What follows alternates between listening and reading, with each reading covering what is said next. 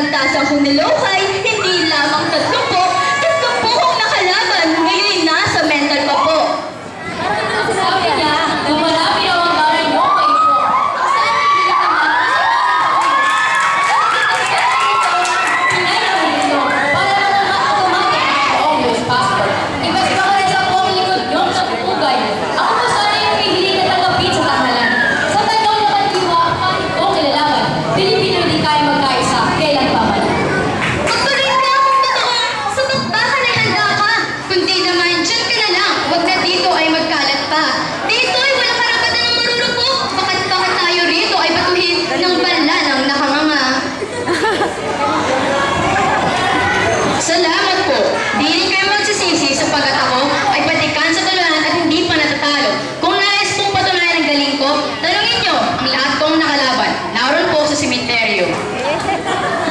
Yan ang papa, narito na ang makatang maglalaban. Simulan na agad natin itong ating balagtasan. Unang tindig ay si Christopher, siya'y ating palakpakan. Pag bumalpak, sakan natin paulanan ng masinggan. Mahigit na 7,000 ang isa ng ating bansa. Bawat bayang pupuntahan, iba-iba ang wika, iba-iba ang ugali, kanya-kanyang paniniwala. Ngunit tayo isang lahi na nalikha ni Bathala. Dahil tayo isang lahi na nakaukit sa isipan at puso ng mga Pilipino, ang diwa ng makabayan. Kaya pag may naapi, kung may dapat ipaglaban, handa tayong magkaisa, kapit-bisig, damay-damay. Bakit tayo mga Pilipino, tao-tao'y nagdiriwang niyang ating tinatawag na araw na kasilinlan? Ito kayang bansa natin ay malayang matuturan kung nooy di nagkaisa ang ating kababayan. Noong tayo nagkaisa, ang diktador mapatalsik. Tayong mga Pilipino, iginalang ng daigdig. Ang esensyang saksi na di tayo palulupig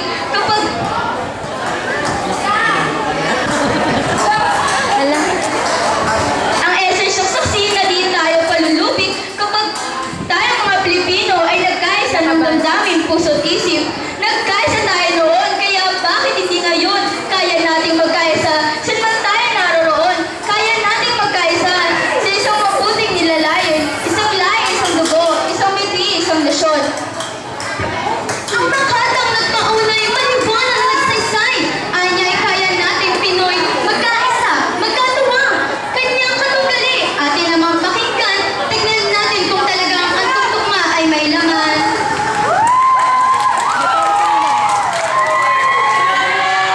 Kalaban ko'y para palang sugaron sa beto-beto. Nakatikim lang manalo, umasa nang walang talo. Hindi kumot noong araw, nagbuklod ng Pilipino. Lagi nang at kaisaan, makasangga na nga tayo. Huwag na tayo lumayo pa. Marami dyan ang pamilya, ama't ina, mga anak, may alitan, tuwi-tuwi na. Kung pamilya na kailiit, di magkaisa, gaano pa tayo mga Pilipinong sangkaterba? Ang dakilang Panginooy 12 alagad. Isipin mo, 12 ang isupay na Judas? Kung sila nga nakokonti, magkaisa kay hirap, di lalo na tayo mga Pilipinong sangkatuta. Ang tunay na nangyayari, masakit man kung pakinggan. Lagi tayo gaya niya, parang hindi magkakulay. Problema ng kapwa tayo, wala tayong pakialaman. Kung mayroon mang pakialam, para lamang magsiraan. Di nga pwede magkaisa tayo mga Pilipino. Karamihan kasi sa atin, may utak alimango. Maayos ang pakisama, kung maayos lang takbo. Ngayon problema na, kanya-kanya, labo-labo. Si Christopher kung magsalita, akala mo ay lilindol. Si Ibas naman, parang sasabog ang bulkang mayon. Ikalawang tindig ngayon ng dalawang nagsasabong, palakpakang matutunog, muli nating isalubo.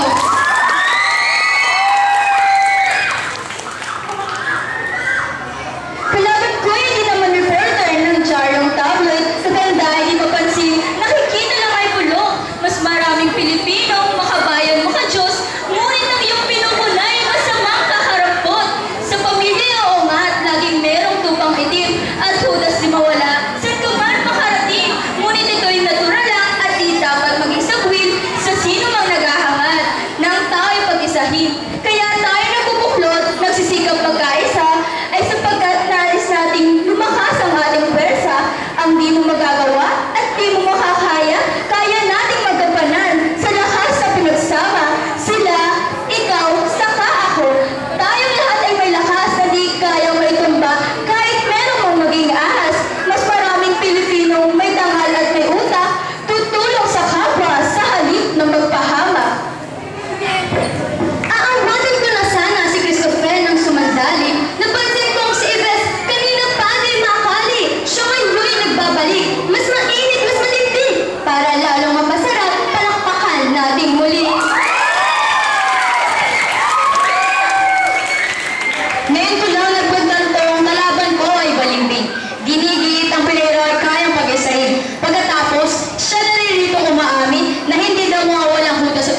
Kim, paano mo masasabing tayo pwedeng magkaisa?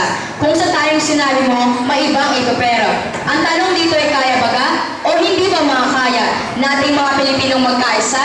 Ay hindi Sa kumpanyang halos puro Pinoy na ang empleyado, sigado merang sip-sip, vacuum cleaner, sumbongero. Di baling may matapakan para lamang umasenso sapagkat ang kanyang moto, mabuhay ang sarili ko. Di ko naman sinasabing lahat tayo purple pack. Marami rin Pilipinong nais tayo mayangat. Ngunit ilan sila't ilaman niya ang naghahangad na iangat ang sarili kahit kapay may bagsak. Kung pag-asa niluluto, kumukulo na ng gusto. Ang bungguan ng dalawang kapay, ayaw magpatalo. Kung ito ang huling tindig, tatahimik mo na ako. Hahayaan ko na silang magkabaklian ng buto. Pilipino ay maraming magagandang katangian ng iba ay manapa sa kulturang kinagisnan. Isa rito akong tawagin bayanihan na kung saan bawat isa ay bukas palad sa pagdamay. Dahil rito'y buo pa rin niya rin aking paniwala na kaya nating magkaisa sa halip na magkasira. Kaya nating magkabuklod sa dakilang ninanasa. Lalo't dangalan ng lahi natin ang nakataya.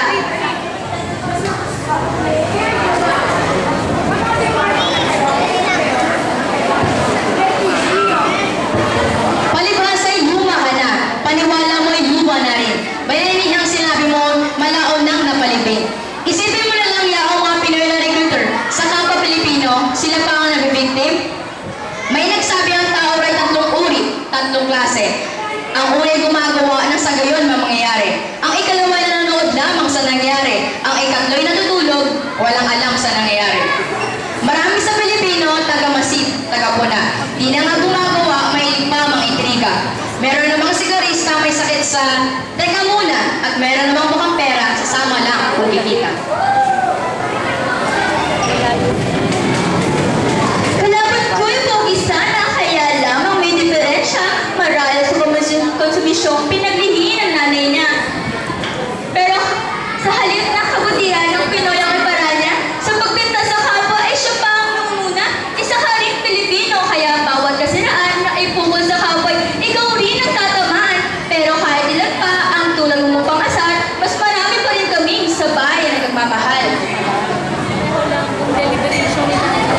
Oo, ako'y Pilipino. Walang labis, walang kulang. Kapitasan ng bayan ko'y dala ko rin kahihiyan. Katulad mo ay hangad kung tayo magkaisang tunay.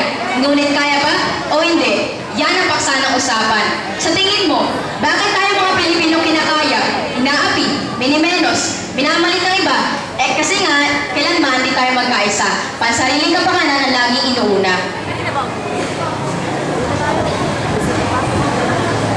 Kapag tayo nagkaisa, ay wala nang magugutom. Kakulangan nung wala, ay mapupunan ang mayroon.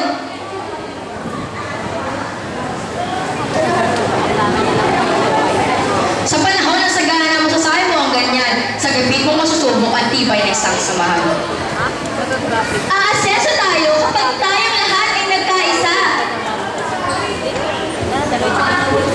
Ang salitang magkaisa ay maganda kung pakinggan.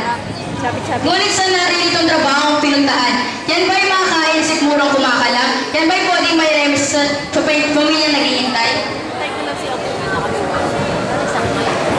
Kapag tayo nagkaisa ay wala nang magugutom. Kakulangan noong wala ay mapupunan ng mayroon. Sa panahon ng sagana masasabi mo ang ganyan, sa gipin mo masusubok ang tibay ng isang samahan. Aasenso tayo kapag tayong lahat ay nagkaisa.